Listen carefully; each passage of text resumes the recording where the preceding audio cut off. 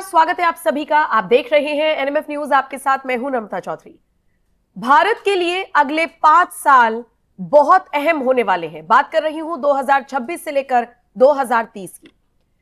14 अक्टूबर को गूगल की तरफ से बाकायदा आधिकारिक घोषणा की गई है, जिसमें कहा गया है कि एक बहुत बड़ा एआई हब भारत में बनने जा रहा है। गूगल इन्वेस्ट करेगा और यह इन्वेस्टमेंट होगा 15 अरब डॉलर का, यानी लगभग 1.25 लाख करोड़ का निवेश करेगा गूगल, जिसकी ऑफिशियल अनाउंसमेंट कर दी गई है। प्रधानमंत्री मोदी की तरफ से भी यह बात कह दी गई है, तो सुंदर पिचई ने भी कह दिया है, गौतम अडानी ने भी कह दिया है, क्योंकि अडानी के साथ मिलकर ही इस प्रोजेक्ट को आगे बढ़ाया जाएगा और यह दुनिया का second largest AI hub centre बनेगा। मेरे साथ इसी पर चर्चा करने के लिए मेरे वरिष्ठ सहयोगी पंकज प्रसून मौजूद है। पंकज जी, क्या होगा ये प्रोजेक्ट, कैसे काम करेगा, और ये जो निवेश हो रहा है 15 अरब डॉलर का, ये कहां कहां कैसे कैसे एडजस्टमेंट होगा, विस्तार से बताइए। 2026 से लेकर 2030 तक इस टाइम ड्यूरेशन में 15 अरब डॉलर इन्वेस्ट किए जाएंगे विशाखापत्तनम में। आंध्र प्रदेश का शहर है विशाखापत्तनम। आपको याद होगा कि जब नरेंद्र मोदी प्रधानमंत्री बने थे तो उन्होंने समंदर के अंदर अंदर ये केबल ऑप्टिक्स फाइबर बिछाए थे इंटरनेट के लिए, और उस वक्त उन्होंने नारा भी दिया था कि जिस तरह देश के लिए हाईवे जरूरी है उस तरह आईवे भी जरूरी है। तो वो जो बेसिक स्ट्रक्चर इन्होंने तैयार किया, अब उसका फायदा उठाने का समय आ गया है। आपको याद होगा कि जब चंद्रबाबू नायडू पहली बार जब आंध्र प्रदेश के मुख्यमंत्री बने थे तो उन्होंने हैदराबाद सिटी बनवाया था, हैदराबाद के बगल में साइबराबाद, और दुनिया की तमाम उस वक्त की आईटी कंपनियां आके उन्होंने वहां पे इन्वेस्ट किया था।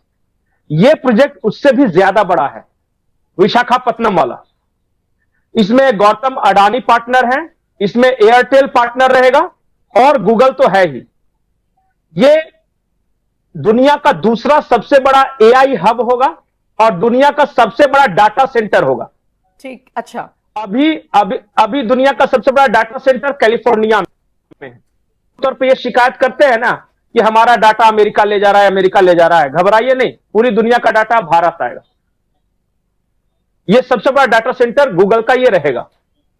अब फ्यूचर के लिहाज से आप देखिए तो गूगल और अडानी और 2-4 और कंपनियां हैं, वो ग्रीन एनर्जी में भी इन्वेस्ट कर रही हैं। इसके अलावा ग्रीन एनर्जी प्रोजेक्ट में इन्वेस्ट कर रही हैं। मतलब जो अगर कहते हैं कि 19वीं शताब्दी तेल का था, 21वीं शताब्दी डाटा का है, और आने वाली जो शताब्दी होगी ना वो क्लीन एनर्जी की होगी, कि जिसके पास क्लीन एनर्जी का सबसे बड़ा भंडार, तेल वेल तो खत्म हो जाएंगे ना, तो उस वक्त यही क्लीन एनर्जी काम आएगा। और आपको आश्चर्यजनक बात बताता हूं कि आज ही की खबर है कि भारत दुनिया का तीसरा सबसे बड़ा ऊर्जा उत्पादक देश भी बना है, और अपने यहां जो भी एनर्जी, भी बड़ी खबर है, अपने यहां जो भी एनर्जी प्रोड्यूस हो रहा है, जो पावर जनरेशन हो रहा है, उसमें 40% ग्रीन एनर्जी है, यानी क्लीन एनर्जी 40%। अब समझ में आया कि मोदी जी इतना बड़ा बड़ा सोलर प्लांट क्यों लगवा रहे थे। नहीं, लेकिन आपको पता चला इतने सारे न्यूक्लियर रिएक्टर्स वगैरह क्यों बन रहे थे। एक चीज और समझना चाहूंगी, ये दुनिया का second largest AI hub centre होगा ना, भारत को ही क्यों चुना गया है?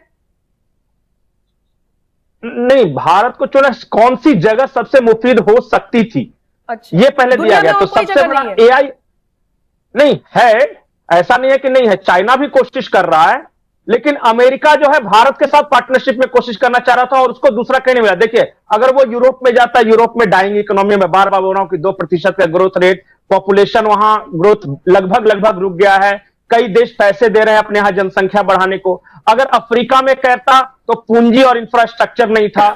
दुनिया में जापान में अगर वो करता तो जापान में एक बुढ़ाती हुई जनसंख्या है, वहां ओल्ड एज की संख्या ज्यादा है, यंग की कम है। भारत के साथ डेमोग्राफिक डिविडेंड है। डेमोग्राफिक डिविडेंड मतलब हमारे पास सबसे ज्यादा काम करने वाले यंग हाथ हैं दुनिया में। चाइना में भी हमारे इतना काम करने वाले हाथ नहीं है, हाथ ब्रेन जो भी आप कह लीजिए। तो सबसे ज्यादा यंग अगर काम करने लायक किसी देश में है तो वो भारत में है। दूसरा, भारत का बेस स्ट्रांग है सॉफ्टवेयर में। आपको पता है कि हम सॉफ्टवेयर सुपर पावर हैं। आज सिलिकॉन वैली में, अमेरिका में हर चौथा इंजीनियर इंडियन है। हर चौथा इंजीनियर इंडियन है। दुनिया की जितनी बड़ी आईटी कंपनियां, टेक कंपनियां हैं, उसमें इंपॉर्टेंट पदों पर आज इंडियन है। तो एक देश तो तैयार था। अब दिक्कत यह आ रही थी कि अमेरिका में यह किया जा सकता है या नहीं किया जा सकता है। अब यही ना, आप बोलिए कि सारे देश छोड़िए, अपने देश में क्यों नहीं किया। गूगल पिचाई ने साफ कहा था कि अभी जो गवर्नमेंट की पॉलिसी है वहां पे, जी सुंदर पिचाई, गूगल पिचाई बोल रही, सुंदर पिचाई ने यह कहा था, जो गूगल के हैं, उन्होंने कहा था कि अभी जो करंट अमेरिका की जो पॉलिसी है और अमेरिका में जो ह्यूमन रिसोर्स है वो मैच नहीं करता हमारे फ्यूचरिस्टिक प्लान के अनुसार। मतलब कि वहां ये कह रहे, एक तो सरकार की पॉलिसी टैरिफ वगैरह को लेके ये करो, और वहां जो काम करने लायक हाथ है ना अमेरिका में, वो उस क्वालिटी के हाथ नहीं है जो कि भारत के पास है। और भारत को आपको पता है बूमिंग इकोनॉमी है, दुनिया की सबसे तेजी से बढ़ती अर्थव्यवस्था, सबसे बड़ा बाजार, कंजम्पशन के लिहाज से भी एआई जो भी टूल्स बनाएंगे वो कौन कंज्यूम करेगा, वो तो लोग ही कंज्यूम करेंगे, तो इंडिया ही कंज्यूम करेगा। तो आज सिर्फ एआई हब दुनिया का दूसरा सबसे बड़ा, पहला सबसे बड़ा बनेगा फ्रांस में, दूसरा ये भारत का रहेगा। तो सिर्फ एआई हब नहीं बन रहा है, दुनिया की सबसे बड़ी mobile and manufacturing industry India में, दुनिया का सबसे बड़ा डेटा सेंटर इंडिया में, दुनिया का सबसे बड़ा एआई सेंटर इंडिया में। अभी तो सेमीकंडक्टर वाला आने दीजिए ना, कल एक एग्रीमेंट साइन हुआ है, 4 बड़ी कंपनियां सेमीकंडक्टर करी है। तो भारत के लोगों को फिलहाल तो 20-50 साल चिंता करने की जरूरत नहीं है। हम दुनिया पे, अच्छी खबर है। और मैं एक चीज और बताता हूं, भारत को जब भी इतिहास में जब भी मौका मिला है ना 50 साल का, जब भी 50 साल का मौका मिला, चलिए मुगल के अंडर या अंग्रेज के अंडर, जैसे ही मौका मिला है फिर से टॉप पे पहुंच जाते हैं। फिर यहां के धन के लोभ लालच में कोई आ जाता है, फिर हम टॉप पे पहुंच जाते। अभी वो चल रहा है। जब से मानव सभ्यता विकसित हुई है, आप पता लगा लीजिए कि भारत बार बार ग्रो किया है, बार बार आके लूटे हैं, ले गए हैं, फिर से ग्रो किया है, फिर से ये किया है। अंग्रेज गए हैं, 70 साल हुआ है, फिर से नंबर 1 पहुंचने की स्थिति में है। अगले साल तक 3rd तो पहुंच ही जाएंगे। ठीक है, ठीक है, ठीक है, ये बात बहुत अच्छी है, और जो खबर हम डिस्कस कर रहे हैं बहुत बहुत शानदार खबर है। लेकिन एक दिक्कत ये है कि इसमें नाम आ गया अडानी का। अब अडानी का नाम आ गया है तो अडानी अडानी चिल्लाने वालों को फिर बैठे बिठाए मौका मिल गया, अब वो बेचारे क्या करेंगे? नहीं, इसकी टेक्निकलिटी समझ जाइएगा तो अडानी का नाम नहीं आता है। मुझे पता है कि बहुत सारे लोगों को सर्दी खांसी छींक आती है अडानी के नाम पे।